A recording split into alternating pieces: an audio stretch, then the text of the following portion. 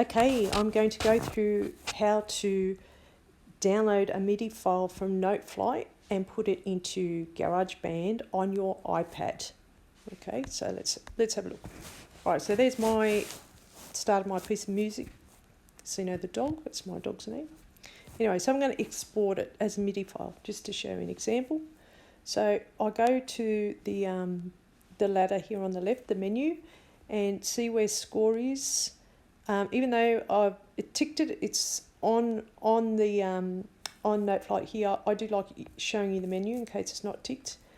I tick on there and I'll go to where it says export. Press on export. I'm going to export as a Midi, and I'm going to change it for import into another notation editor, and I press continue. And it says, do you want to download it? Yes. So I press download, and the export is complete. So then I press close. Next step, I now go to GarageBand. So I go into GarageBand here, and the first thing that I like to do is I'll create a song, and I'm looking for this microphone. This is under, that's live loops. I want it under tracks here, and the microphone, I'm going to press voice, and I'm not going to record anything with my voice, but I'm going to press up here with these 3 lines of rectangles, and it takes me to the track.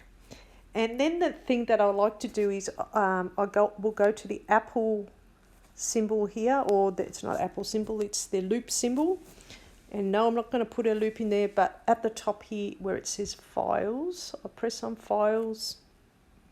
Now I've already got it in there from last time, but if I couldn't find it, where would I find it? So I go to down the bottom here, it says browse items from the files app. So I click on that and I have a look in there, and it's not in there. No. So I'll click browse, and at the moment I'm looking at what's on my iPad, but where it is actually in downloads. So if I go to downloads here, that's where it is there. Sino the dog, 9-string quartet, and what would happen, as you can see, it's just come up again. And then once it's there in your files, you're able to select it and drag it across into your GarageBand, and it's there straight away. Okay. After you've done that, like if you want to change the levels and things like that, you can. If you're clicking on the track, we've got FX here, and this is our mixer. So on the track here, I can highlight the track and I can adjust the volume here. If I want to put some little effects like compressor, sometimes it's good, makes a bit of difference in it. There's down the bottom here, there's echo and reverb if you want to do it, but just be careful if you use those, because sometimes it can make it sound a bit muddy. Okay, and once you've played with it and you're happy with how it sounds, then you can export it as an MP3. So then I'll go back down to here to the start. I press select. I highlight the song. Okay, and then I share it. I share the song.